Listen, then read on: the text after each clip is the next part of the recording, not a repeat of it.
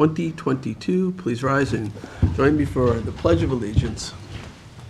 I pledge allegiance to the flag of the United States of America and to the republic for which it stands, one nation, under God, indivisible, with liberty and justice for all. Please remain standing and join with me in a moment of silence.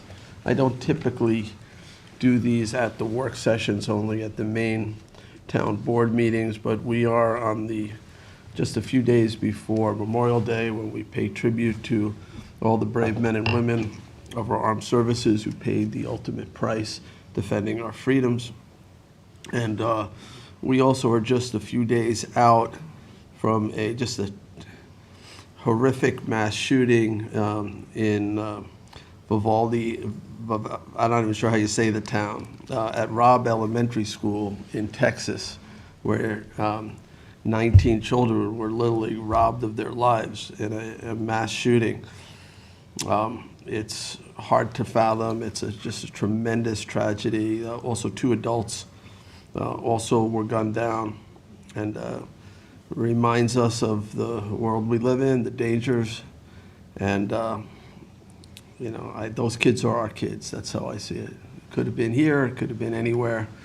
As I drove into town hall and saw kids playing, and it just, you can't help think about the grief that the parents are going through, and relatives and friends, and how do you come to terms with that? How do you fathom such evil?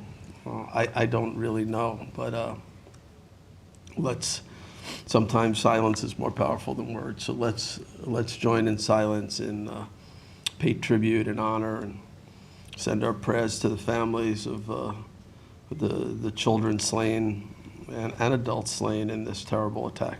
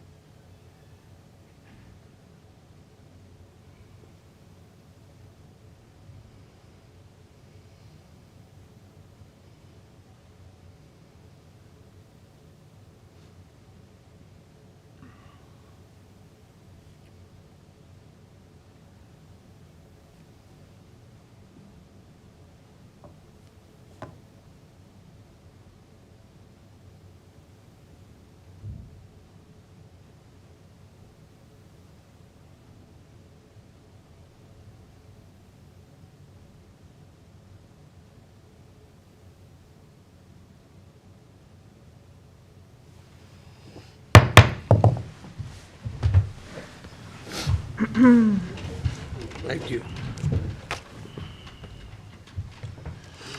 All right. So we have let's start with the roll call. Okay. Supervisor Schneiderman. Here. Councilwoman McNamara. Here. Councilman Martell. Here. Councilman Bouvier. Here. Councilman Scavone. Present. All right. Thank you, Kim. All right. We have a number of items on our agenda. Actually, not too many. We're going to talk about term limits. We're going to talk about updates, and then we have executive session this morning. So let me introduce this, and then I think I'll kick it over to Kathleen to discuss it a little bit more. So we have sort of an unusual situation, unusual in terms of other towns don't typically have this with our planning board and our zoning board. We have a board that I think in 1 year, 3 or 4 members can be up, something like that. Typically, I don't know, somebody's phone is ringing. I don't know who that is. I hear it buzzing. Typically, you have 7 members. This is the guidance, I guess, that the state puts out. You have 7 members. You should have 1 person whose term is expiring each year, and so each person would serve a 7-year term, and each year there would be 1 appointment to the planning board and zoning board. That is how East Hampton does it. I think that's how most towns do it. I think our town has like a different history where maybe they had 7, and then they reduced it to 5 at one point, and then went back up to 7. So Kathleen, you know more about this than me, but I wanted to have a conversation about this. We've been looking at how to get to a 7-year term, and Kathleen has been trying to figure it out. So Kathleen? Sure. Good morning. Thank you, Mr. Supervisor. So as the supervisor indicated, before you is a draft local law. And basically, the long and the short of it is it's trying to reestablish that stagger. As the supervisor indicated, pursuant to New York State town law, the goal of membership on these boards is to have one person expire each year. And there's a couple of reasons for that. If you look at the legislative intent, I'll just talk a little bit about why they want to do that. It's, maintain continuity for active applications, retain experienced members who have learned the rules and procedures unique to that board, promote the most seamless and least disruptive transfer of membership. It's really in fairness to the applicants as well. As the supervisor indicated, currently this is only addressing the planning board and the zoning board. And currently on each of those boards, 1 year you may have just one member expire, but another year you may have 3 or 4 members expire, and the 4 members obviously is your quorum. So this local law is attempting to do 2 things. It's attempting to reestablish the term of the board from 4 years to 7 years, and then in doing so, reestablish the staggering of those appointments. The 7 years would be reflective of what we used to do, and it is also reflective, as the supervisor indicated, of what town law kind of suggests, which is that the term is the same amount of years as the number of members on your board. Isn't there also a recommendation by the state guidelines for zoning and planning boards as well? I'm sure the Department of State has Yeah. said that that's the best practice. So it's a little verbose, but I think mechanically it's the only way to reaccomplish this stagger. So if you actually look at the, Before you get into Yes. the details, just so, also currently we have a term limit, correct? Yes. It's a little complicated because some people have been there 20 years. right, so that's But- a different chapter, that's your chapter 64, which we can also amend, that's actually not part of this legislation. And that says that no member can serve more than 3 terms with the calculation of such beginning after January of 2008.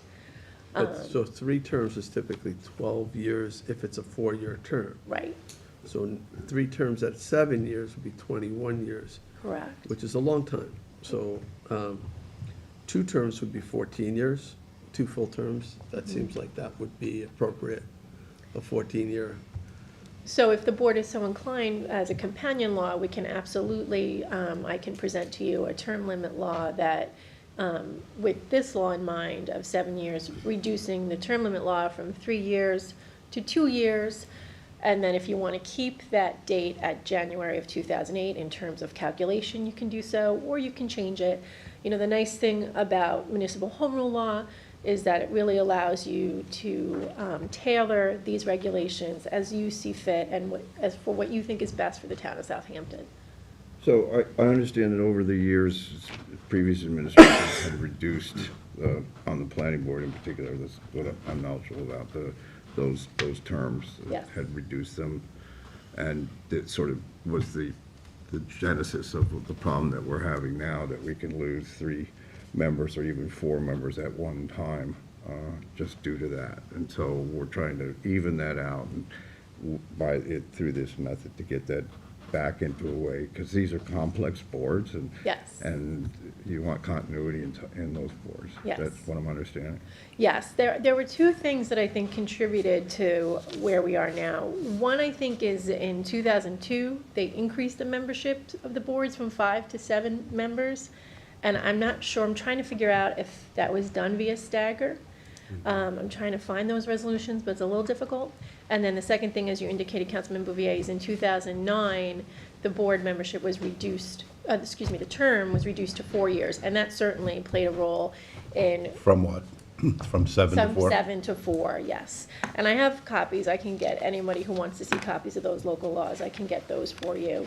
And that certainly then exacerbated this issue. And these are highly technical boards. Yes. And, you know, the zoning board and the planning board, and very often they're presented by attorneys who frankly have been in the system in their own private practice for 20 years. They have the institutional knowledge, and, you know, the new board members are kind of, I don't know, getting up to speed, if you Sure. will. There's a learning curve of understanding the zoning requirements as well as planning board requirements. So, right, that's why we probably had it in the first place. And do other towns have term limits in these? I think Jay said it earlier. For the land use boards, I don't know the answer to that. I can find out for you. Right, and that's a lot. There's quite a I'm few not towns aware in of that. them because I know people who've been on these boards for decades. Mm-hmm. I don't know that, I mean, they usually like institutional knowledge. Right. Or something like, because people remember what they did in similar situations and they have a historic perspective on things. I don't mind the term limit, but we do have an issue. I think it's 12 years right now. And if you're gonna do 2 7-year terms, which is 14 years, you're gonna have to get that 12 at least to 14. Right. And you're gonna end up with some people who may be slightly over, who get appointed to a 7-year term, who've maybe, you know, been there, I don't know, 10 years already. And we have to decide whether that disqualifies them from a 7-year term, because it would bring them over that, what did I say, 14 years, or whether we're gonna say the max is 20 or something like that. And I think that's inherent in the problem with the institutional knowledge, that if we're not careful, if we say we have a chair that may be up, there may not be someone who's prepared to take that role without adequate work with, you know, or grooming, lack of a better term, or training on the job to actually take that position over. Because as Councilman says, these are complex issues that these boards are dealing with. And that seems unfair to undercut their ability to do the job properly. What makes this law tricky, which Kathleen is gonna get into, is it's going to take a while before we have, assuming we all agree to do this, or at least majority of us agree to do this, it'll take a while to get to the point where there's one person each year. That means some people are gonna get a 1-year term, some are gonna get a 2-year term, some are gonna get a 3-year term, 4-year term. There's gonna be different lengths of terms assigned to people so that we get the stagger established. So Kathleen, I'll let you take that on. Okay, so if you look at page 2 of the draft local law, as the supervisor indicated, it will take a little bit of time to reestablish that stagger, because I wrote it from the premise, and I think it was fair to say that you didn't want to interrupt any terms of sitting board members on your planning board or your ZBA. So in order to do that, you have to wait for each one to expire. I also handed out, and this might help a little bit, this is taken from your town website, and this is a list of your board members for the planning board and the zoning board. And we do list the expiration dates of their terms on that website. And you'll see in yellow for the planning board and yellow for the ZBA, it's an illustration of the expiration of terms. 3 for the ZBA, and there's actually would be 4 for the planning board. You have 1 individual in holdover at the current moment. And then in green on the ZBA, you have actually 2 people that are up at the end of this year. So Do you have how long they've served on these boards written down? that's not on the website. We can absolutely get you that information, though. That's something we can definitely get you, Councilman. There are 2 most experienced people. Yes. So back to page 2, you'll see the underlined language. The first one is the zoning board composition. And the underlined language indicates that for the positions expiring in December of 2022, so the end of this year, and there are 2, in January of 2023, 1 individual would be appointed for a term of 1 year, and another individual would be appointed for a term of 2 years. And then at the end of those terms, another individual, or the same individual, could be reappointed for a term of 7 years. And that's going to start to reestablish the stagger. Then it goes again for the next position. For the position expiring in December of 2023, there's only 1 that's expiring in 2023. they get an appointment of 2 years, and at the end of 2 years, then you would do a 7-year appointment.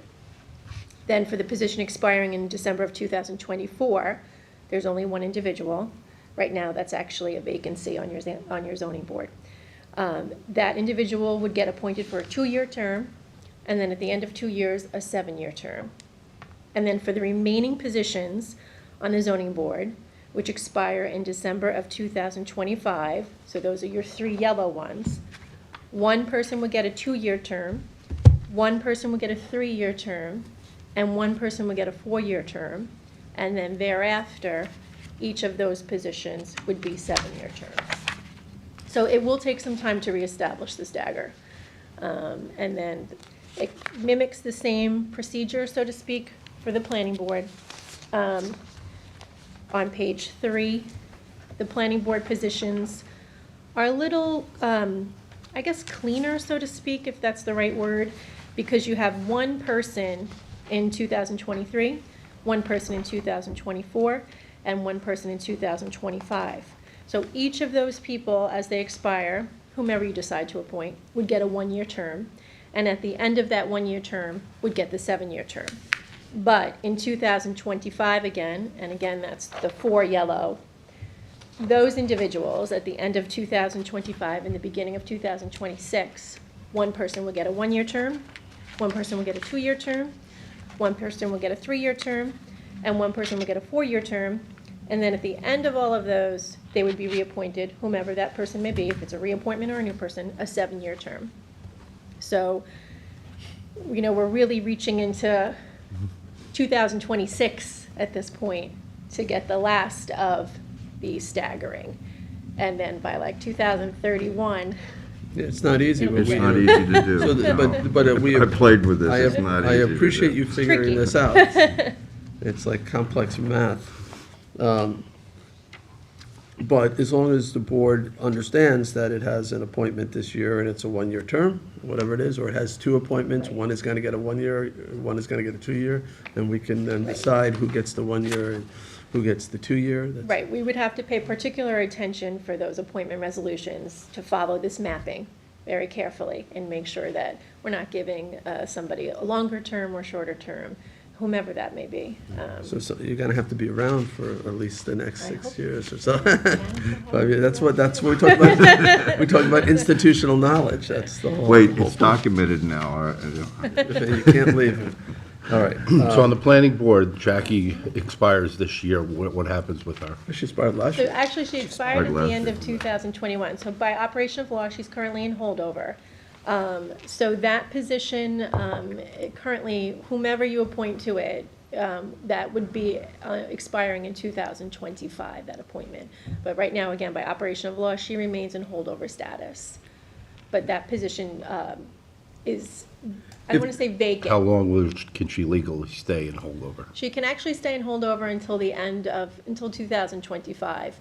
If that happens, then the law says she was reappointed.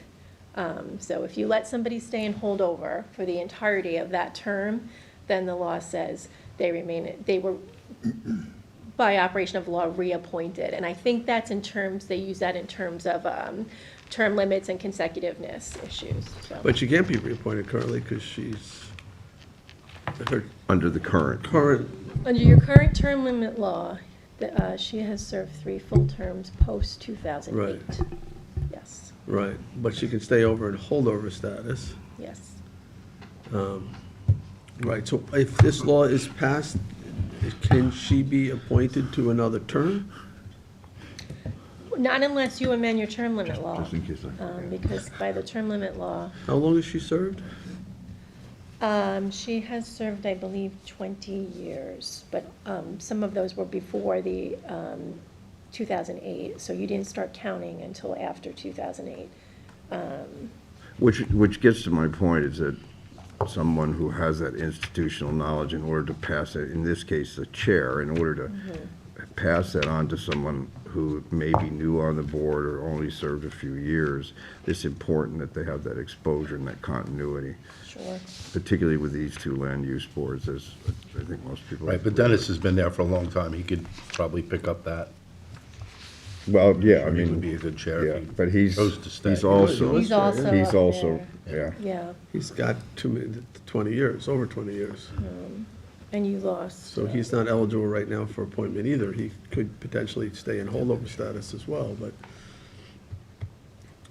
until we reappoint it. This is Robin the left, math so part. there is an opening.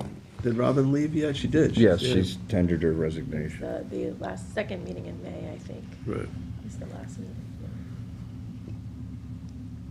So, all right, other questions?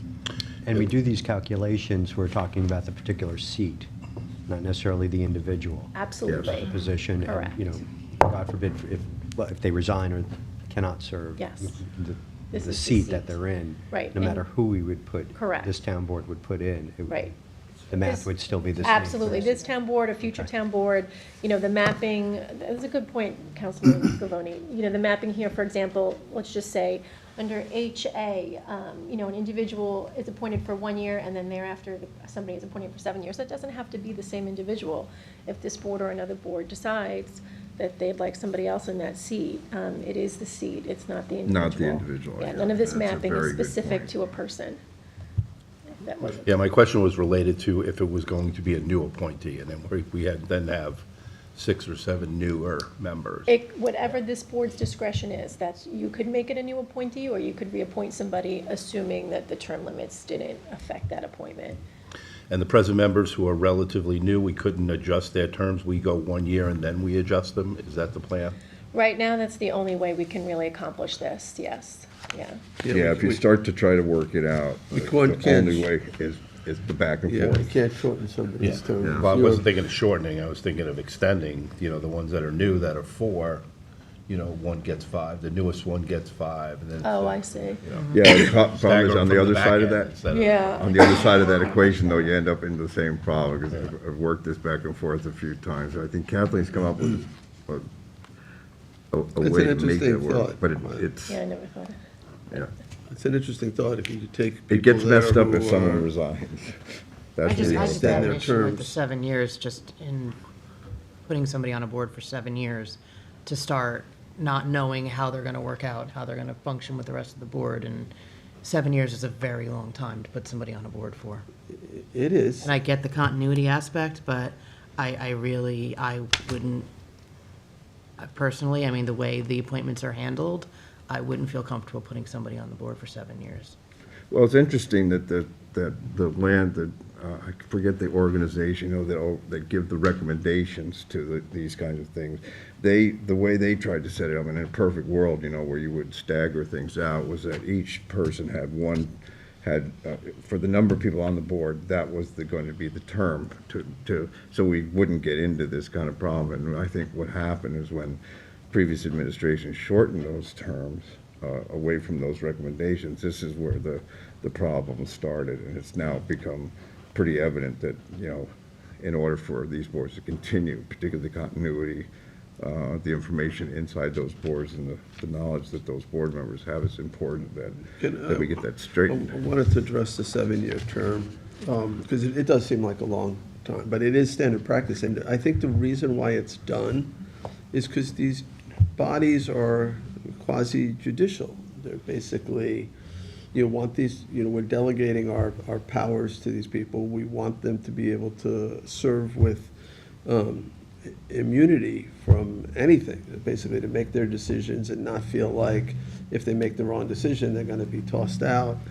So I think that's sort of the thinking, is that it's like a justice, like a Supreme Court justice who serves for life. It's a long term to keep the politics out and give them an opportunity to just do what they think is the right thing. Well, if we hadn't put politics into it and, you know, the previous board hadn't made it so that there can be a quorum of one party on the board, and then if we actually took a slate of candidates and we all had an opportunity to interview them and speak to them and put them on the board, I would feel more comfortable with this, but that's not how appointments to this board are handled. So we're basically, we get a person and we vote on that person without having an opportunity to really look at a slate of candidates. And if you're going to put somebody on a board for 7 years without giving the entire board to say, hey, we have 5 applicants, and these are the 5 people we have to look at, and let's work together, and let's pick the most qualified candidate, not based on party, not based on, yes, one person can make an appointment, then I wouldn't have as big of an issue with it. But that's not the way this is handled. And I have an issue with it, being that there is now a political party majority allowed on the board, and being that we don't have a slate of candidates to look at. We have somebody else on the board who's not serving out their full term. So there's nothing to say that staggering these terms is going to work out at the end of the day anyway. So Kathleen, the town board, years ago, put the qualification on for political parties and a certain number of Yes. registered people on a political, which frankly I thought was bizarre at the time. I think it's bizarre now. I think it's, I don't think it's good government myself. Like to say. I don't you know, either, but- Someone. I don't either. If you were I X, think we all Y, agree or with Z, that. Opposed to law and you were on a getting board, we can only have 4, like what if somebody Yeah. changes party in the middle, like are we gonna kick them Sure. off the board? All kinds of stuff. Yeah, we can- So, I You mean, have the that power is to get something rid we of may that. wanna look at on this, Sure. because I think it's entirely not You could get rid appropriate of for that. these land use boards. As someone who has sat on a zoning board, I can tell you, some of the attorneys, they're quite adroit at their craft, and, they have been at this for a long time. And for myself, I like individuals who sit on the board, who've been there for a number of years, and say, yes, I remember when you presented that Right. 2 years ago, same argument, it's not gonna work this time, but, nice try, and here's our decision. And they have the confidence to do that and the knowledge to do Yes, that. yeah. Yeah. I feel agree like with we you. have the continuity with our attorneys and with our planning department. And I watch the meetings, and I watch the chair defer to legal counsel all the time, and that's the way it should happen. And we should institute more training for our land use boards. There are ways to do this without, locking us into a specific individual for 7 years, especially when it's not a fair process, and it's not this entire board looking at a slate of candidates and deciding on which is the most qualified person for the job. And if you're going to take that out of the equation, then this whole thing for me is out the window. Well, I guess that's an interesting point. Where is the continuity? Do you want it with the board, with the appointed from the electeds, or do we want it with the town staff? And I know the town staff is very good, and they certainly provide governmental continuity, and it's critical in our system. But, who's going to be running the board? Do we want the board members to run the board, or, the attorneys in the planning department? So it's, in my view, it should be a balance. The board should be informed by the planning department and the attorneys, of course. But the continuity and the decision-making power should be with the board. Yeah, I mean, I think this. And it is. Scenario is less politicized in that each year there's only one person. So right now, potentially, this board could, in a given year, put 3 or 4 people onto a board. Yeah, they might only have a 4-year term, but it's the majority of the board. Once you get this established, and I'm thinking about future boards, each year, one person is up, and you gotta think about that seriously, because that person is gonna serve for 7 years. It's a long term, and you can't remove them without cause. But that is the traditional way things are done, throughout New York State with these boards. We're a little bit different, so. Yeah, I think to Cindy's point, and this is, no knock on you, Jay, but, all these people here are people that your side of the political aisle, and, it's your recommendation, your consideration given to us. I Right. think, I I agree think we with need, and the fact that you've been here for a long time is just for that. But, you get a new person, it could be, the next whoever who sits in your seat, all of a sudden changes it up. And I don't know if we want to get stuck with those people for 7 years if they make a mistake. It's, I trust the board that's here now, but, it's tough to say 7 years is appropriate. Yeah, I mean, that's just a Yeah. decision, I guess, Yeah.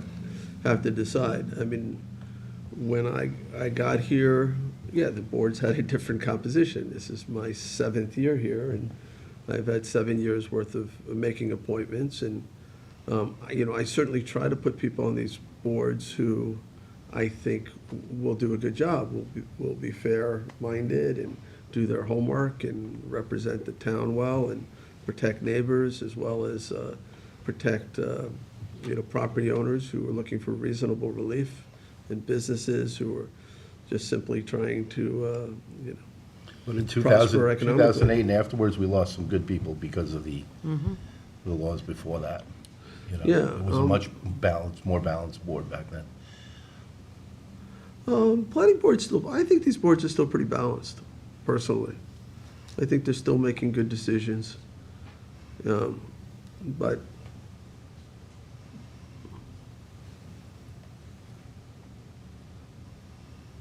anyway, any other questions on establishing the 7-year stagger? No, but I think that's the first goal. I mean, clearly there are things that we all agree on that don't work as well, and that's the political distribution stuff, and I agree. I don't like that. I don't like having politics as part of that decision, albeit it's still the board that makes these decisions, and it's done by vote of all board members. I think the issue that concerns me as planning board liaison that I've watched happen is that because it is so complex, and we're doing a lot of training also, and they're also required to take training under the state law. They have to take a certain amount of training in planning, that they have to go to even qualify to be on the planning board. They have to meet those criteria. But a lot of these applications become very complex, but I particularly like, and I've seen exactly what you've seen, Cindy, is that particularly the chair now, she defers to what she doesn't know on the legal side, and we defer to that, and that's why that's why it's been set up, I suppose, over time. That just kind of makes sense for how it works. But, change is incremental. Got to start with the issue that we don't lose 3 or 4 board members in 1 year, and then have to basically lose a lot of institutional knowledge just from that. That's important. I mean, look forward to 4 of these- reading this. 4 of the planning board members are relatively new within the last 2 years. What kind of turnover rate, attrition rate do we have? I mean, is that normal, or we just hit a couple of years where we had? Well, it was unusual, and this is kind of what prompted this, because suddenly you have, 2/3 of a board that you're going to replace, you have to replace because they're termed out.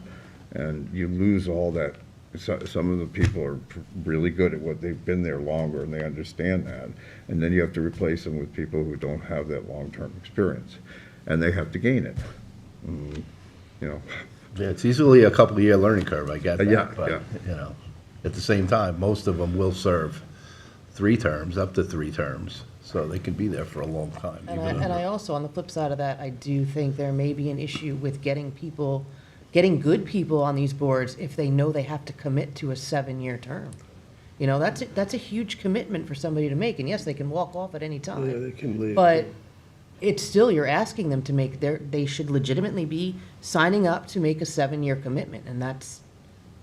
Yeah, and I think most people at a professional level, and that's pretty much the level of good candidates that we want to put on these boards, realize that and aren't flippant about making those kinds of commitments. And by taking the politics out of it, that's more the reason to do that you're trying to hire people get people on the board that have skill sets and qualities to help that board perform better. That's what I like about planning, is that you have this wide skill set, and it works well because of that. But they're professional enough to know what they don't know, and I think that's really important. And that's part of the choice that you make in getting to know somebody in the interview process. I mean, again, It's not perfect.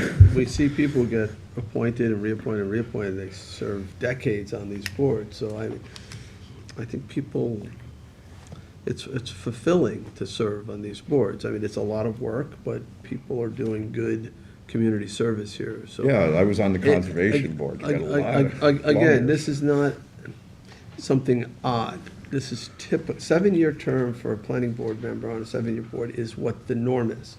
So this is just regular. What we have is the anomaly. So I'm just trying to figure out how to get there. I was hoping that, I'll be honest with you, Jackie, who I think does a good job, I was hoping that we could appoint her to a 1-year term or even a 2-year term. I think she certainly would be ready to leave at that point. But it sounds like under this law, she's still on holdover status. right? She's still in holdover mechanically at the end of this year. So you'll see on the planning board, there is in 2020, January of 2023, there's an opportunity for a one-year appointment. And then after that. But she would not But be. you would have to amend the term limit Have to law. amend the term limit Yes. law, and we'd have to amend it to allow how many years? 21 years? Or we don't know how many years she's been there. That would be 3 7-year terms, potentially, as the max. I'm not saying that that's bad. Maybe that should be the term limit, 3 Well, 7-year terms. this is the kind of the wall that you hit with this, and you've experienced it too in trying to work this out, that you reach that wall where you're gonna have to make some exception in order to keep continuity in the board, because there's a lot of knowledge there. And that may be something the board's discretion they wanna do, you know? It's up to the board. It's our decision to do that. My worry is that we have a really good chair who it's not going to have the long enough opportunity to groom a new chair. Not that that's necessarily a requirement, but, it's always nice to have that transfer of information. Well, and Dennis, also, consistency. Dennis is a great member of that board. He is, he really is. And he's been there, I think, close to 30 years, though, right? Yeah. Does anybody know? It's longer than Jackie, I know that. I can find out for Yeah. you. Again, he would be subject to the no more than 3 terms after 2008. So it could be that at the expiration of his term at the end of this year, it could be that he would not be eligible for reappointment. I can find that out for you. Could we build into this law the term limit that No, I no can one admit, should- we no have a one shall separate. be appointed to a term that would bring their final date beyond a total of 21 years? I would have to amend, you have chapter 64 of your town code. It's a different It's a section. different law, and I'm happy to draft whatever the board would like me to draft. Okay, but I don't know that might help Jackie, give her a year or so, but it won't help Dennis. I don't I can't answer that without knowing how many years he Right. has. Yeah, it's hard to find that. as But you he could said, find potentially a- stay in holdover status, as you said. His term expires at the end of this year. Yes, And the same thing with Keith yes, and Adam correct. On the ZBA, yeah. on the ZBA. Correct. I believe Keith and Adam are in the same category as Dennis and Jackie. We can get tallies of those. Janice, if you could help me get those together, Okay. we can find out.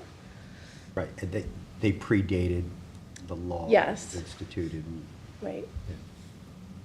Is there anybody that was termed out this past year that would have stayed? Do we know? I believe Brian DeSessa on your ZBA. I don't want to speak for him, but Yeah, no, I'm just, Yeah, potentially, yeah. Then, we had some longstanding members who passed away. Yeah. John Blaney Phil. and Phil Keith on planning board. Yeah, So, both good members, Phil Keith. Yeah. yeah, those are tough losses. So,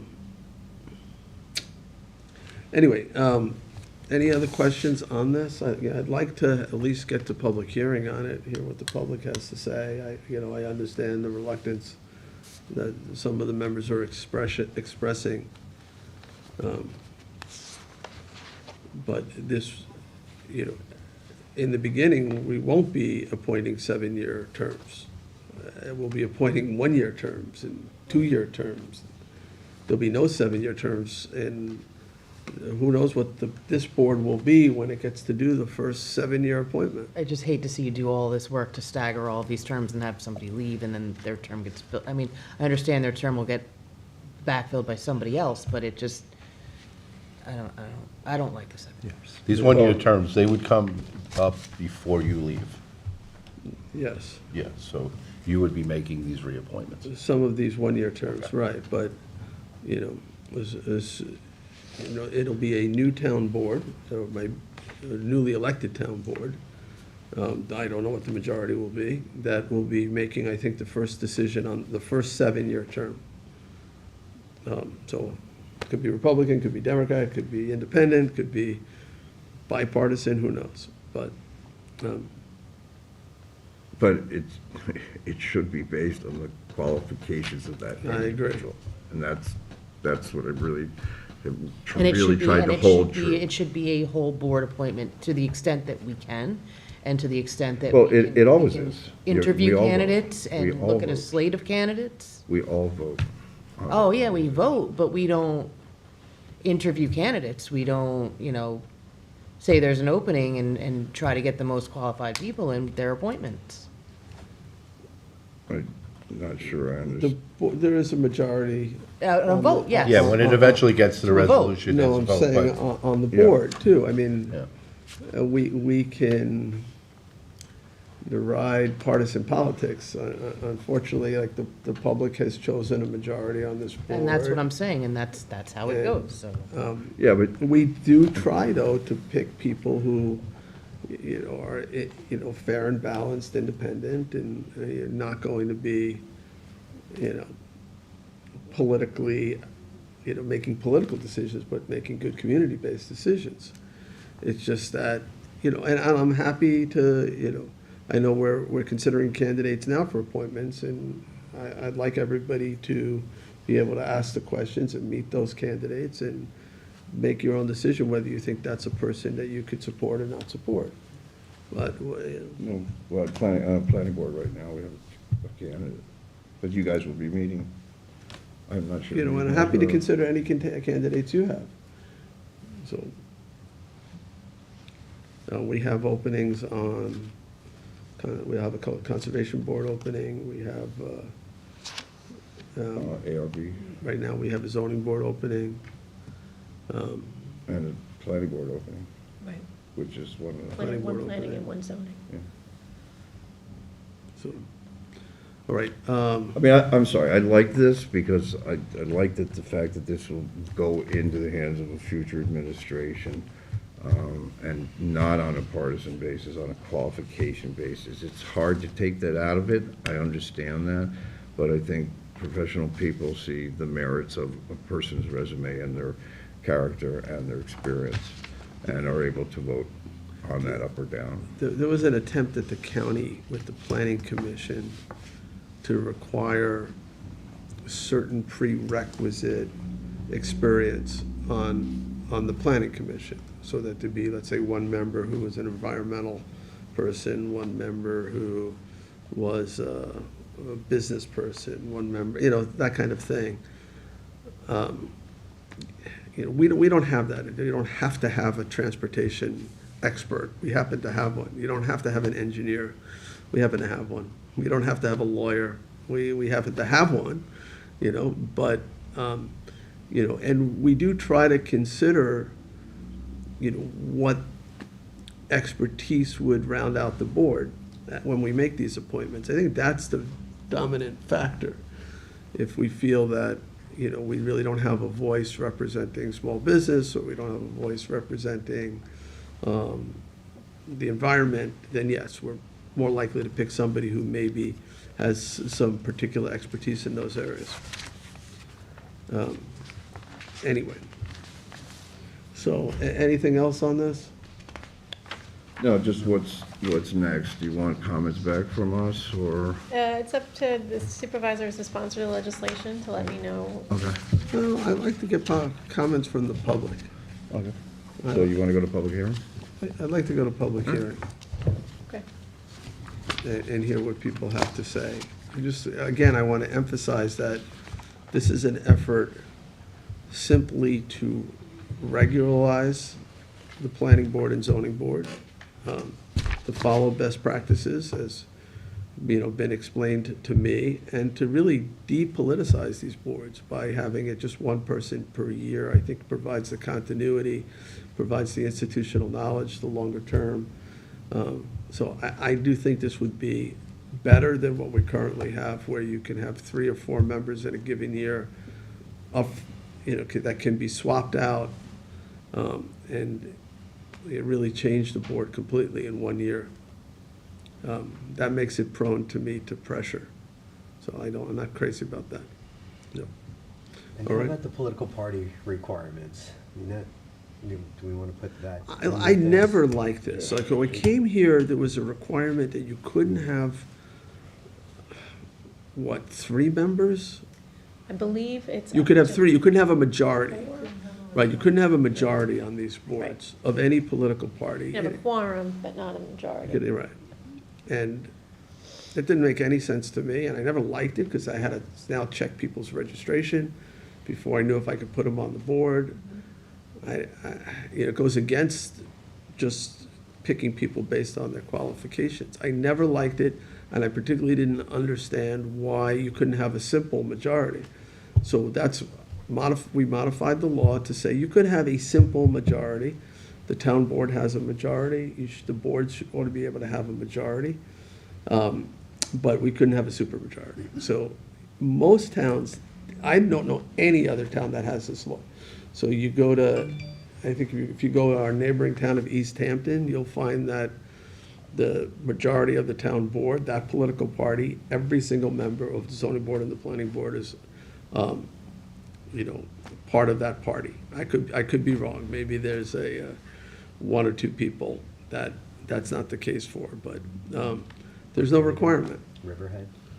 Riverhead, sort of the way Southampton used to be, if you go back before that law. Well, So, it was and interesting that and law ended up with. People with, change, they get appointed, okay, you Everybody can't get changed the appointed, they change registration their anyway, political so registration. It didn't really do anything. People just, a board I won't name, just, everyone changed their registration. I've never really liked it, but I kept the spirit of it by limiting it to a simple majority, so you couldn't have everybody on the planning board and zoning board all from one political party.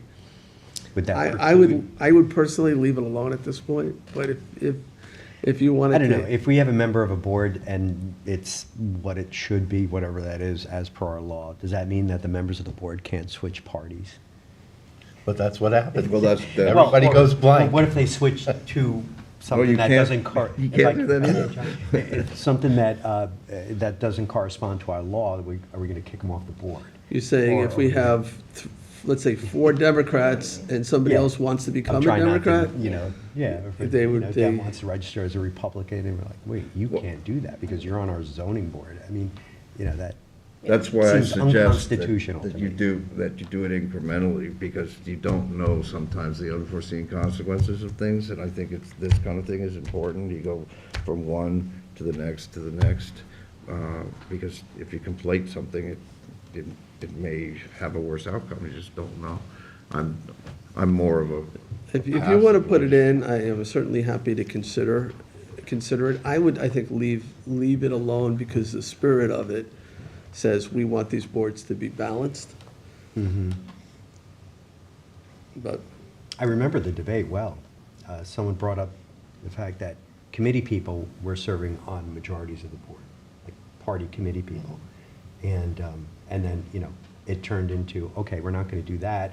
We're going to limit the number of party members on particular boards. Well, It we- came in like a horse and left like a zebra. I mean, we it did was one of pass a those- law that says you can't be a officer in a political Right, party. Before that, you could be. Now you can't be. That was something. I mean, I know East Hampton, they have a law that says you can't even be a committee member and serve on a land use board. They go further than us. I mean, I would like to see it, in all honesty, that if you run for public office and you start accepting donations, you should have to step down off of a land use board While Well, you're. that would apply while you're to. campaigning and To running for office, too. and accepting, we should step but this down. is a land use board, this is, Yeah.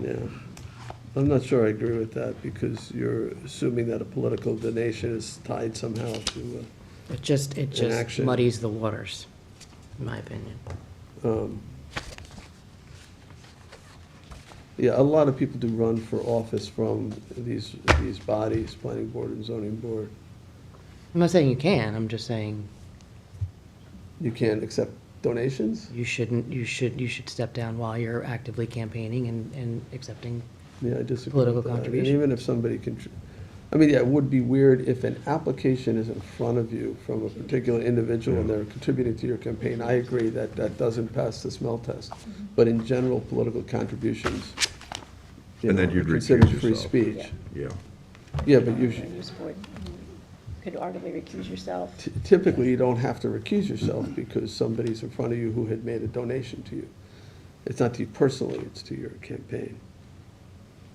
But that is an interesting situation on a planning board, you know?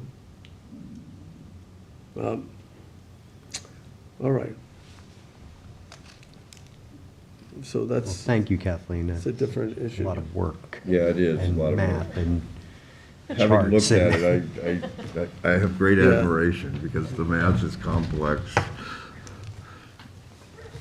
All right. All right, so we're going to move on to updates. I guess I can start here.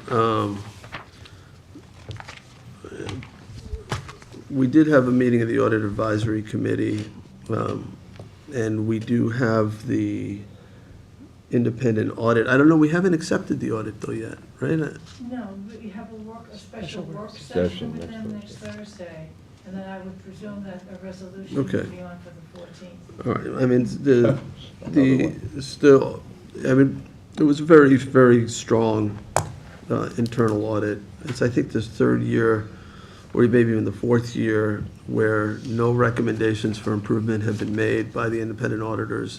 It's not that they're not looking, they're looking, you know, it's a fine-tooth comb, they're going through everything in the town, but they feel like all of our internal controls and procedures are proper, and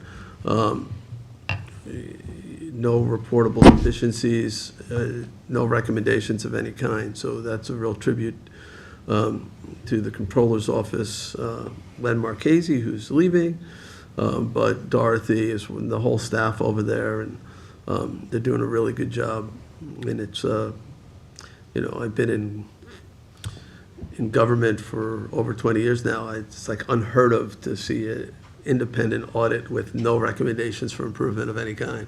So that's a great testament to the financial controls that we have in place. Who was it? I think Cindy and I were at the police memorial yesterday.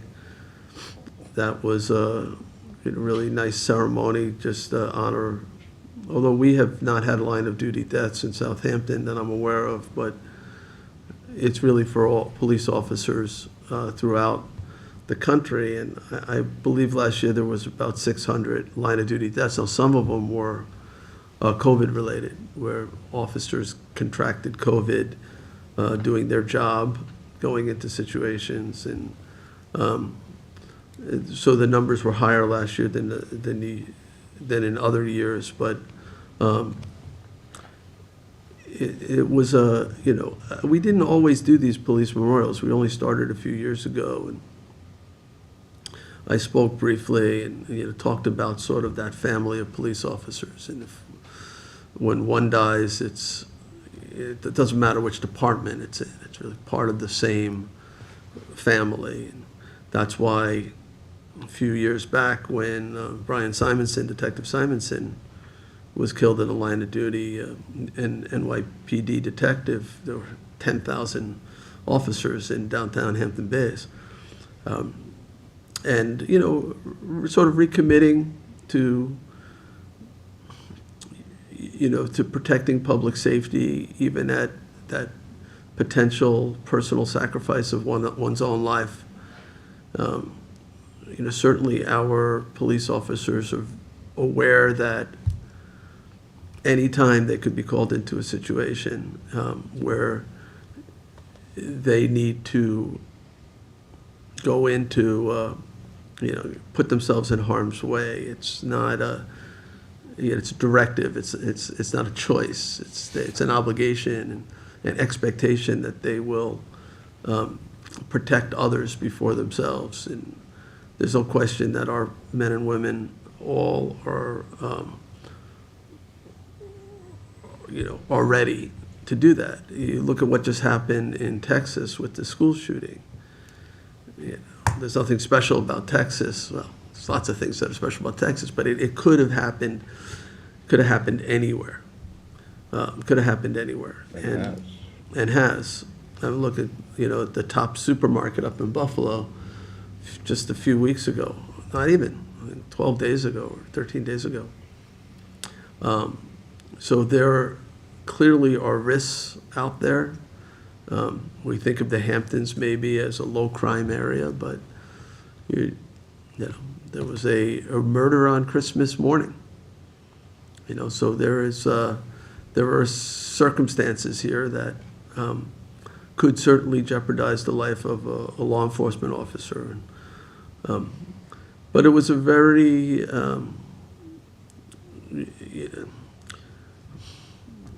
befitting ceremony. I thought Captain Kiernan did a really good job in running it. Not a lot of people in attendance, but it was solemn and dignified, and I'm glad that they do that. They've instituted not only this police memorial, but they also do the police awards, which is nice. Those are sort of new things that the department didn't do years ago, but I hope they continue that. So, Cindy, you were there. Did you want to say anything about it as well? It was a very, it was very moving, and I expected a lot more people there, and then when you realize what had just happened and that officers had been reassigned to basically give parents and schools peace of mind that they were being watched over yesterday. I know I greatly appreciated it when I dropped my daughter off at school and there were 2 officers at the door to greet her on her way into school yesterday. And I just thank them for what they do, and they do sign up to knowing that they at any time could be asked to make the ultimate sacrifice, and their families live with that every day, and I greatly appreciate what they do for our community. Yesterday, I'm chairman of the East End Supervisors and Mayors Association, which is all like the 5 East End towns and all the villages. We get together every other month, and we discussed a lot of things, a lot about water quality yesterday, and we had Peter Scully there from the county, and some of the county efforts to try to improve water quality. The sub-watershed plan was discussed quite a bit. But later in the meeting, there was a conversation about the county's effort to establish or increase the hotel tax. There's an effort to double the hotel tax. And I've never supported the hotel tax to begin with, and I certainly don't like them doubling it. There was concern that the new money that would be generated, probably about $10 million in revenue, would not make its way back to really helping our local tourism economy, that we get pittance, very little control over the money. A good part of the money would go toward building a convention center in Islip near Regatta Airport, which is it's an idea I support. I just don't like the funding of it through a hotel tax. I feel like it's just going to make us less competitive as a region. Jay, did they mention anything about a definition of a hotel or VRBO and Airbnb? Yeah, so this, Going to be taxed? we didn't talk about that yesterday, but that's part of the state law. It's typically hotels, motels, guest cottages, bed and breakfasts. There's a debate about these single-family homes and whether they're subject to hotel tax. The comptroller believes that they are. The way the state law is written, they're not a hotel, motel, bed and breakfast, or guest cottage. At least the way I believe a guest cottage is defined. That's like a group of little cabins. Well, if we increase the tax on our hotels, it's going to push more people to the VRBOs and into our neighborhoods. Exactly, I agree. And then they need to close that loophole and maybe make those short-term rentals subject to hotel tax. But it's really been very unfair to the hotels. When you already have, like 8.5% plus 3%, and now you're gonna make it 8.5% plus, I think, 5.5%, 14%, 15% tax. And then somebody stays at a house and They don't have the health department inspecting them. They don't have to collect all this tax. It's quite unfair, but it's been that way for a long time. But anyway, so the East End supervisors and mayors, we discussed it, and nobody supported the increase in the hotel tax. So they asked me to send a letter to our state delegation. The county has already passed the home rule message in support of the tax. I want to say it's about 13 legislators that voted to support it. Bridget Fleming abstained from the vote because she didn't have all the information she needed, and Legislator Krupski voted against it on the North Fork. And I think Legislator Trotta voted against it as well. But, so now it's at the state level, and I hear it may have the support it needs. I don't know, but I'm going to be trying to get a letter together on behalf of the organization. Just want to let people know about that. And there are some resignations. And Some mayors? yeah, we have a number of our own mayors leaving. So we have Jeff Sander, who's been mayor of North Haven for a number of years, is not running for reelection. Peter Sartorius, who for many years was vice chair of this organization, the East End Supervisors and Mayors Association, he's not running for reelection. And Don Lockheim, who I thought he was the only mayor of Sagaponack, but there was somebody before him for a couple of years, and then because Sagaponack's a relatively new village, but he's also decided to retire. So we have three retiring mayors. So that's Effective mayors, too. yeah. We passed I gave them each a proclamation yesterday that you guys all had signed. Thank you. Thank you. Yeah, thanks. Didn't know about that. Well deserved. So, let's see, what else in terms of updates? Building department Wednesdays are, Well, before you do that, just a question on the water quality thing. Yeah. Was there any discussion on removing the taxable grants on Yeah. IA? Yeah. Did that come up? quite a bit of Okay. discussion on that. So right now, it is subject to taxation. Even the county is doing what we're doing, giving the money to the contractor. But the county controller is still of the opinion that he's sending that 1099 to both the contractor and the homeowner. So they both are paying tax on it? Potentially. So It's a mess. they're trying to sort this, they're looking to see if it can be looked at. There's something under the Department of Agriculture there's an exemption for certain environmental remediation. Let's see if it could be looked at whether it would qualify. So they've been reaching out to the IRS, but at the moment, Well, there was also pending there's still some legislation questions. And on- Chesapeake Bay has been doing this, Maryland has been doing this for a long time, where it's not taxable. They give Right. grants, it's not But there subject is to this. legislation in Albany, I think is still sitting in committee that did exactly that. It would make all water quality grants non-taxable. Yeah. For the state? That'd be For the state. state. We need federal relief. There was a representative from Congressman Zeldin's office, Mark Woolley was there, and he's taking the message back to Congressman Zeldin. But yeah, that remains a problem. Yes, And- it's a big problem for us. Yeah, and we need it to be fixed, because it's discouraging people from taking. Now, this was an A grant. opinion from the IRS by the request of the controller, the county controller. Correct. And so the IRS has issued an opinion. right? Yes. So they Yes, have very there's high a, bar there's, to- there's a letter. Yes. So, from the IRS.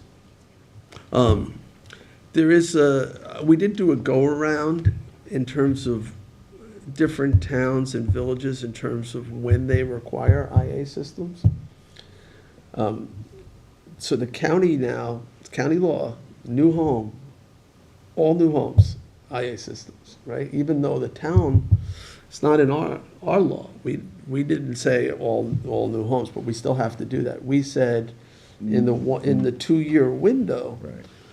any new home, All new And- construction and substantial reconstruction. and is substantial zero, too. reconstruction, renovations and things like that, and failed septic systems and things like that. I think the county law, I don't know if they included failed septic systems, that they included all new construction, and there is an effort to roll that back at the county level. But I think it's time for us to consider going, now that it's all new construction, I think we need to look at whether we should expand that 2-year, the window and capture more of the expansions of property. Well, this in is other the areas. irony of that statement, because we've held back for almost 2 years, waiting for a decision so that we wouldn't unnecessarily burden our taxpayers and people who receive the rebate and the grants from the county as well, because it's often done in Exactly, combination. and we've also been It's- waiting for It's that. patently unfair to do that to people. We've also been waiting for that Stony Brook system to become available, which apparently it is now.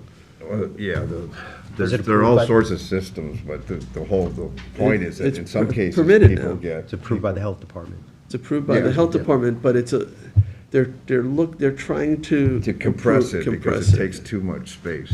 Right, so. But that's just one issue, so that's one of several selections that are possible, but the broader also- picture, the broader problem here is that, the county is trying to ask us to create just start helping to pay for their grant system through our CPF, and that kind of stuff is not it's not cooperative if we're not getting any support to get rid of this burden that's placed on a taxpayer right now who want to get IA systems anywhere. It's a problem. Yeah, and if we mandate it, we'll have more people who fall into this problem. And Yeah. there's some people who really have been severely impacted. As much as changing a tax bracket for them. Exactly, that's the problem, and then losing certain benefits because now their income, now suddenly their social security, is subject to taxation. They're losing certain exemptions because their income is too high, so it's been a problem. It is, and that's why we've been hesitant to go forward. The next step is to replace cesspools and all these kinds of things, but passing that burden on, and then now the uncertainty of whether or not we're going to be asked to pay for a portion of or be taxed for a portion of essentially creating a sewage district across the entire county, Well, that was the main topic of conversation, was that countywide sewer district. So there was an effort that they were trying to get on the ballot for this November. It's not going to be on the ballot this November. That would be a $5 per month charge for every single household that would go toward this program that would help promote IA systems and sewers. That apparently was part of the governor's budget, was not part of what was approved by the Senate and the Assembly. So it's not part of the New York State approved budget. And it would have authorized a referendum. So that, I think we may see it in a future year, but we're not going to see it this November. And we had a lot of questions about that as well, and how that money would be spent, and how the East End would be able to get its fair share of that, because we always worry whenever there's a countywide fund. We've seen this with the sales tax money for public safety. We're not protected in terms of our distribution. We've seen it with hotel tax revenues. We're outnumbered. The population, 90% of the population is in Western Suffolk.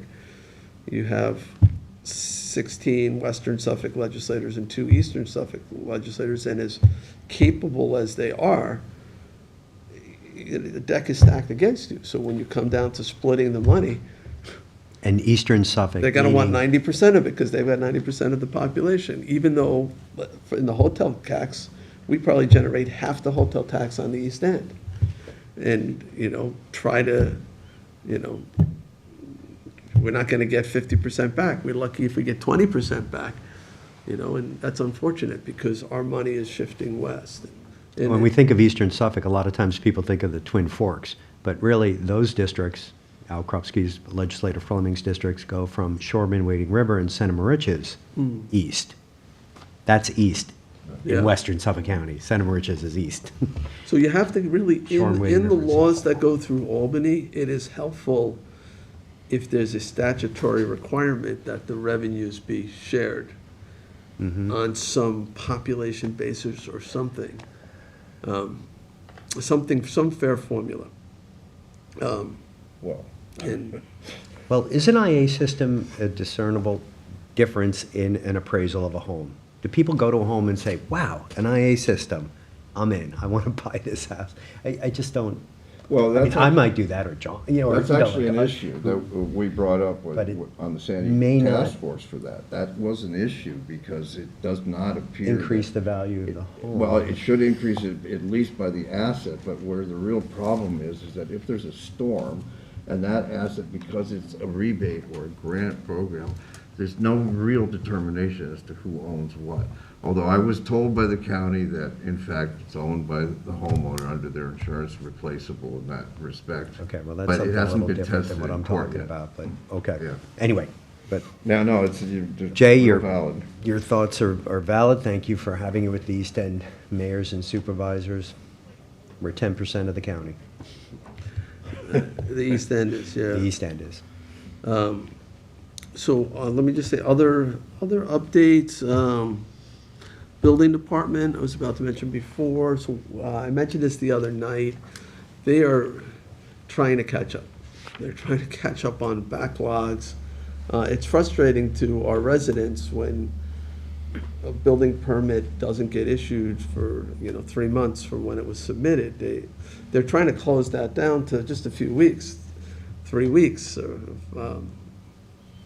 most 6 weeks, but they can't catch up unless they can focus on the applications that they have. So what they've asked to do is to close the counter on Wednesdays, not the department. You mentioned this the other day too. They're there, they're working away, but rather than having to come out and address that long line at the counter, which takes a lot of time, people can still come in and drop stuff off, but the department won't be operating the counter through I think early September. I want to say like the 7th of September, something like that. It'll be, so that they have a chance to catch up You mean every Wednesday? every through Wednesday, that. just Yeah, just Wednesdays. one. Yeah. Yeah, and it's really just an effort to catch up. So, and we're trying to get them more staff. We're doing everything that we can. It's great that people are, still building. A lot of people their livelihoods depend on construction.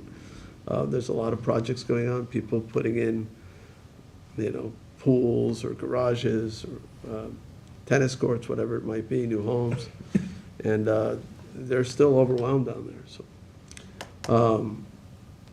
And let me see, I have another note here too, that the Parks Department has all the recreational facilities up and running. There's a new lifeguard at beach, the Hot Dog Beach in Hampton Bays. For the first time, we'll have a lifeguard. They're working on a restroom there too with an IA system that may be down the road. The pickleball courts over by the North Sea Complex, originally the surface really was not sufficient. The people, who tried to play on that court, the ball just didn't bounce. It had like a rubberized surface, which is not normal, and it had to be redone. So the contractor stripped out off the surface, went back to the concrete pad, and I think just painted it this week, a couple days ago. So it's going to take about 3 weeks to cure, but that facility will be able to be usable, playable, and I think that's all I Could I have. just add something on Yeah. the parks thing? We're still having trouble getting attendance and hiring. We need to hire.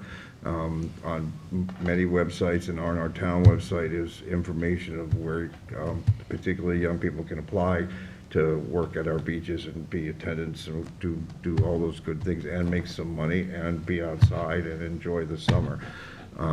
So please, I know I've had a lot of inquiries and sent a lot of people over there, but we're still short-staffed, particularly on some of our beaches in certain areas, so. In the east. Yeah, in the east in particular, you're right. And please, take your kid for a job, Dave. Well, I appreciate you guys taking my parks update, but I'm sorry. I did meet with Kristen a little bit yesterday. She did say the beaches were up and ready. We're all ready for Memorial Day, which is, the start of our spring, summer season here. I will encourage everyone to go online and get the Parks and Rec events brochure. It has a lot of camps, a lot of things for kids, adults, senior citizens. It'll tell you where all our pickleball courts are when they're able to be played on. And also our concert series. The dates are out there. So I encourage you to, pay attention to the East Quogue Green concert series on Tuesday nights and the Good Ground Park concert series on Thursday nights. Yeah, I saw the listing of concerts. Looks pretty interesting. Looks Is there a good. concert wide tonight range. or not yet? No, not No, yet. not yet. But Right about when school ends, they start. the artists look interesting. It's a broad, different group Yep. of people. It's kind of cool. Couple movie nights in there for the kids too. I Yeah, think Spider-Man, I think it was. Wednesday nights, Yeah. Cindy? I am forming a trades advisory committee.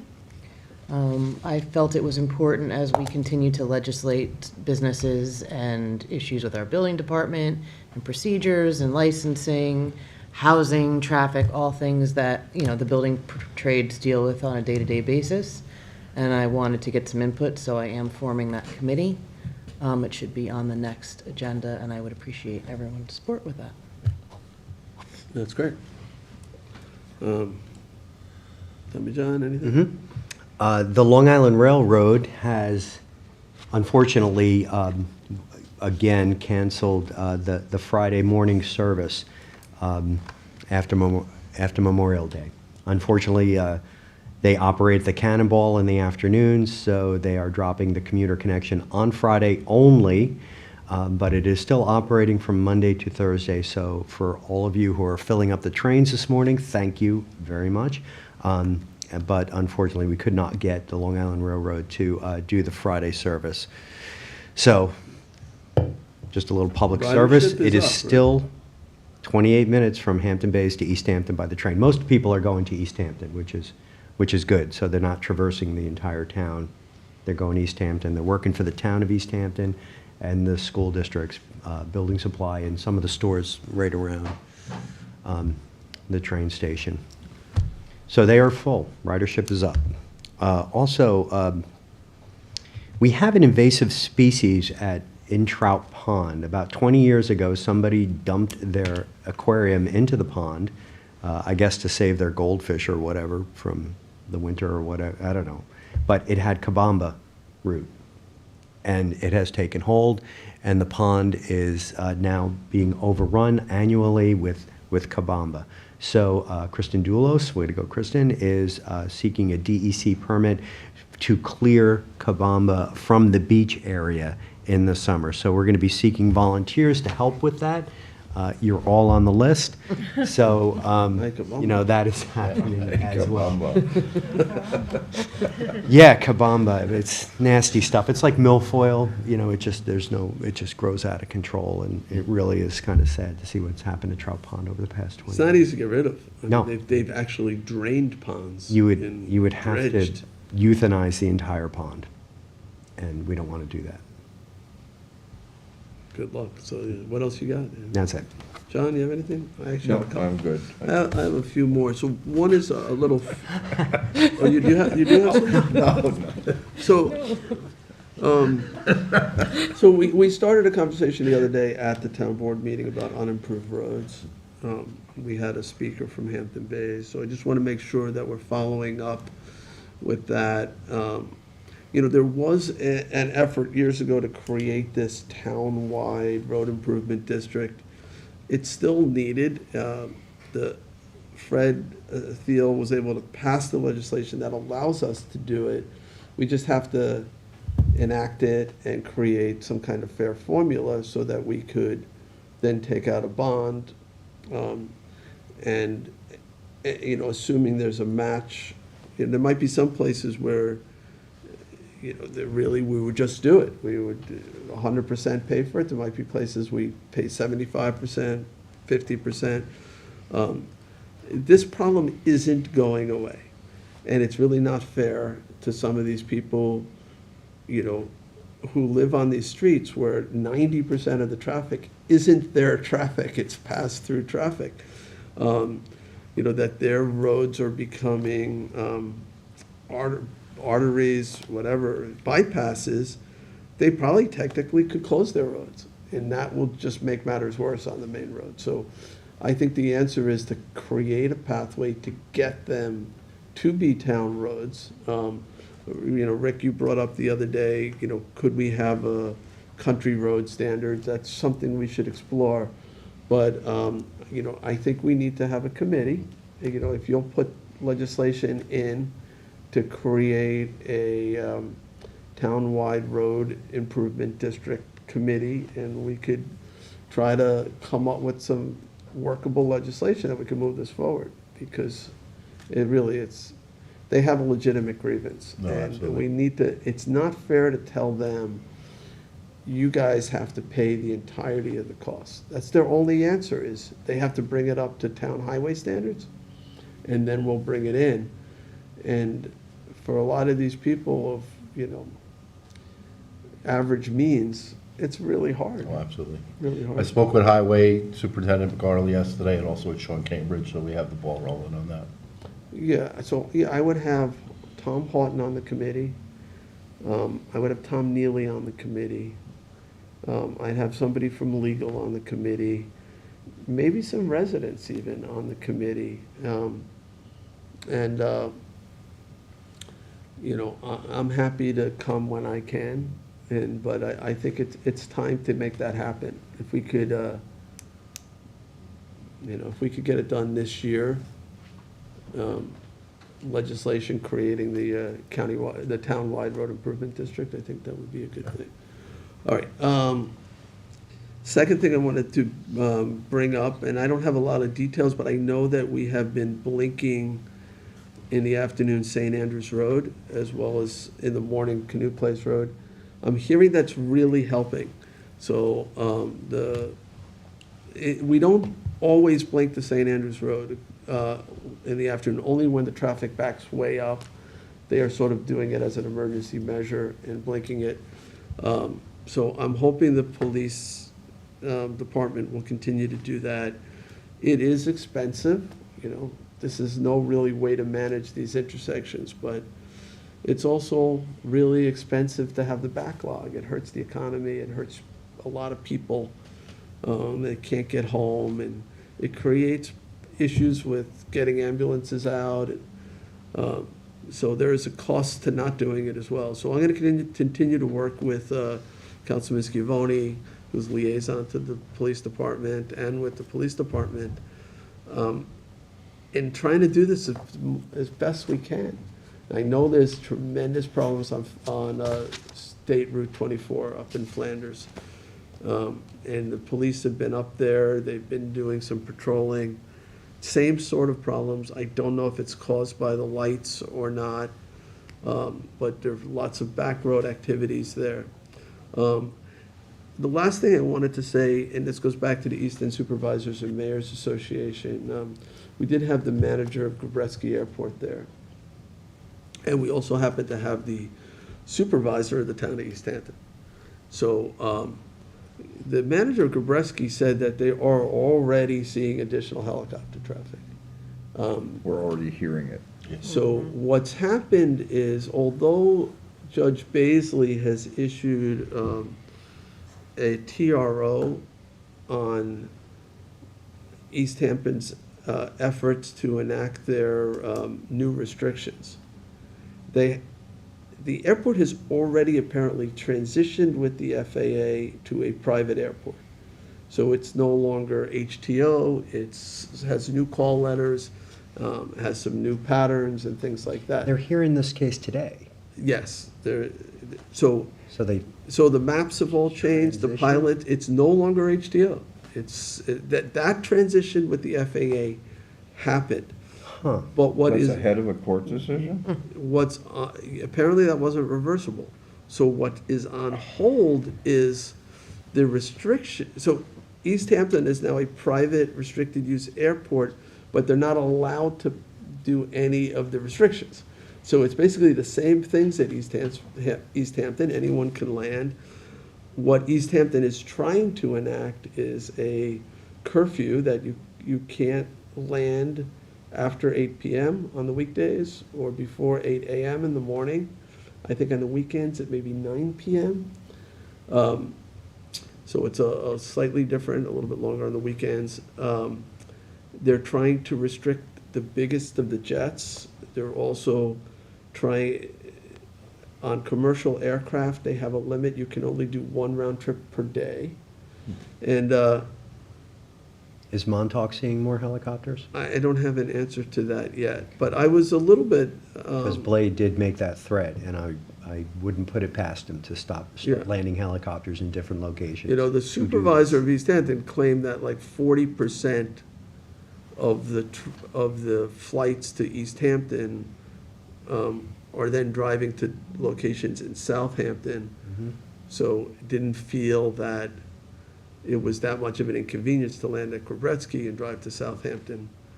Well, they're going east of the. Except that you're Wait, sitting in the wait. traffic. How does that logically Well, follow? I don't what bothered understand me that. the most, because, I mean, I don't, you know, it's one thing that these helicopters are now landing at Kobretski that weren't landing there before, and it's all this additional noise in the West Hampton They area. have to quantify what that. But then they number have is to get on the compare it. road. Because So once they land at Kobretski, then they gotta get on the road, so it's additional It's additional traffic. So was there an increase? So I said to the Southampton? supervisor, I said, you have this limit that you're trying to impose of one trip per day. He said, so, let me ask you, if they landed at Gabreski and they got into a quiet electric helicopter to get to East Hampton to make that last bit of the journey, he said, no, just one trip a day. They could, and I said, but if it's quiet, why does it matter? Shouldn't you be regulating noise? He's like, well, it's not just noise, it's activity. We don't want as many things in the air. I'm like, well, wouldn't it be helpful? have you heard those yet? Wouldn't it be helpful? They don't to- exist. They don't exist. They do Quiet exist. helicopters do Well, not one exist. day they might, but It's it's still like One 7 day they tons. I might. mean, It's still, but, and they're also very light load, so it's, you can't equate one. Your luggage would take a helicopter. car. Anyway, So I just thought it would be another- beneficial to get the another. cars off the road. John, the luggage would take the car. I'm but- sorry? The luggage would take the car. So Yeah, exactly. East Hampton's restrictions of one, if they get to enact it, of one, round trip per day has nothing to do with noise. That's a commercial restriction, even if the thing is silent, only allowing it once a day. What's going on with this? Which is a problem, because I was imagining a future where maybe there would be quieter helicopters, but trying to get some of the cars off. Did the road. manager at Gabrisky say how many more helicopters? Because, I mean, this is a narrative, Jay, that. It's up by quite a bit, he said, yeah. I don't know if he quantified it. It's quite noticeable out west. Is I'll tell you Southampton that Village right seeing an now. increase as well? They're limited, they can't really take any more. People are already hovering, waiting to land there, which is gonna create a problem Which is over too. Hampton Bays. Because you can't stay there, you land, drop off, and then you leave. Or land and pick up and go, there's no, it's It's just a also helipad. important to note that this helicopter traffic exists over us already. And, your concerns are real, and I'm not trying to assuage anything of what you're saying, but helicopters transition from the North Shore route earlier, and they fly over the western part of Southampton town, or they take the Atlantic route, and they fly along our beaches. They transition up in Hampton Bays, and they fly in over Noyak, Sag Harbor, into East Hampton. That's happening and has been happening. So we've got it. We've got it more than East Hampton has it. So- We have it more than North Fork has it. So the legal So- battle, though, is That's those, important to note. the question basically before the court is really a secret question, that East Hampton wants to enact these restrictions, and they haven't done the analysis as to where the traffic will go and how it will impact the economy. And East Hampton is saying, we want to enact the restrictions, study them, and then we will actually know the real effect. So that's the question, can you take the action before doing the analysis? And we'll see what the courts say. I remain concerned, I'd like East Hampton to find a middle ground. The supervisor is saying, if we're not able to do this, we are going to close the airport completely. We're just gonna close it. And then we'll have all of the traffic. They're trying to reduce by some 40% the number of trips that come into East Hampton. That 40%, a lot of it will probably end up in West Hampton. Some Or of it may go Montauk. Some of it may go out to Montauk. Or in many other. Well, that's what you're hearing in helipads. East Hampton, and there's a big pushback, as you know, in Montauk, because there's an airstrip out there. Yes, So there's what's concern being that- stated in Montauk is also, the similar concerns in West Hampton. Right. Now, I live in the east, and I have, we all have constituents in Noyak and North Sea, and they are getting hammered, and have for years. But I hate this east-west, No, dichotomy, if this happens here, this is going to be Well, destroyed. but that's the reality Or of vice it. versa. The reality is that if you don't have one airport to land at, you're gonna try to land at another. And it's actually the landings, not what's in the air, but what's in the air, where it's gonna actually end up, and its approach over residences. And the town of otherwise. East Hampton's approach to see what actually happens as opposed to what we think might happen is valid, in my opinion. Yeah, What is it going to be? I hate My that big- the one big- Palm Pavilion is a transfer point. for I get that they're helicopters. trying to reduce things. It is. My one big objection was really if it could be done quietly, why would you then limit to no more than one Well, trip that's a a big day? if, and it hasn't been proven. Well, Blade's I'm own just saying, words. It's a We interviewed hypothetical. Bob Wiesenthal. Why, if your issue is noise and it could be done quietly, why would you restrict it? That's, because then you're just pushing more traffic on the roads. But anyway, that's, I guess, a future Well, debate. Well, we'd have to It see doesn't, what's it doesn't take a rocket scientist to know that if you close an airport that's near us, that those aircraft are delivering things and people to this area. They're gonna find another place in this area to land.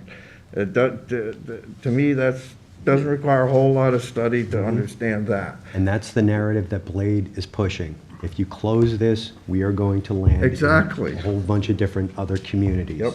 Yeah, they're no joke. They're going to do this, and they're well-funded. They've been putting out flyers for the past year and a half. They have TV commercials. This is a well-funded operation, and the messaging that we're exposing here is exactly that of the pro-aviation folks who want to keep this airport open. Despite the local municipalities' attempts over 2 decades to do something for this airport and the people who live around the airport. And not just the people who live around the airport, but now that they've transitioned from the North Shore route, the town of Southampton is taking most of the traffic. And that's happening now. And so, just, let's Listen, kind of look at the bigger picture here. I think we have been. And, I mean, we're yeah. not suing the town of East Hampton, No, right? we're not. But we are concerned that the actions that they take could adversely affect portions of the town. It could help areas, could hurt areas. There's no doubt that the people, particularly in Noyak, have suffered unnecessarily for way too long. And North Sea. And North Sea, And now and Shinnecock Watermill, and and lots Hampton of other Bays. areas, and something has to be done. And that's why I have supported East Hampton taking common sense, logical restrictions. The curfews, I have no issues with the curfews. The prohibition on the biggest of the jets, I have no problem with. Right, and in order to do that, they have to have control over their own airport. They tried to do this in 2014, 2015, were sued and lost under Part 161 FAA rules, saying that a public airport, you can't do anything to a public airport, even if you own the land, the buildings and everything on it, like East Hampton does, they cannot limit their airport that they own in any way, shape, or form without taking these steps. Right. I do get concerned, though, when they say, we're also prohibiting quiet aircraft. That's a problem, one time a day. Then I feel like they're doing something. I want to see one. Well, Somebody send me a YouTube of this. I will, Because Yeah. Blade, when we interviewed them, they said that they were about 5 years away from instituting this, They and they weren't going to actually- be that quiet because the Blade still They're cut. out There's a there number of already. They're companies that at are piloting these in 60, California. 65 decibel drones. I mean, they're battery operated, and they I are, want to see one, all right, I'll send you links. So, and I want to see one in commercial operation carrying people. You know, that's important. Yeah, so there's one that carries, Google it. So you couldn't pay me to get on one You of can those. Google it. they have one that carries up, It's a AAA battery. Tommy John, there's one that carries up to 7 people. Exec session, Oh, yeah. exec session. Right, we could talk all day on this one. Yeah, we're gonna get there. Outside labor is here, so. Okay, thank you. So there are a couple different companies. One has a 5-seater at 60, 65 decibels. There's another that has a 7-seater. But they're limited to 150 miles. It's the range. That's as far as you can go, It's the range and weather. which is fine, because you can get from New York City. What's 27 funny about that, this is how technology evolves. So common do it. sense The regulations. funny part is that it's limited at 150 miles, and we're talking like that it's a reality, and frankly, it's not. Well, I'm gonna send you links, so you take a look at it. Okay. Go see it. It's an interesting comment, What's frustrating to me, though, is that even if most of it. if we just accept for a second that the technology will be there, and there'll be something that's relatively quiet, East Hampton is saying you still can only land one a day. So maybe when it And exists, they'll that's- reevaluate that. Maybe they will, because I think there'll be a lot of residents in East Hampton who say, look, well, why can't we come here without getting on the roads if I can do it quietly? Doesn't it make sense? Isn't it a good thing for your residents when you want to have that? Yeah, so maybe they will reevaluate that, and that would help Southampton in terms of our roads.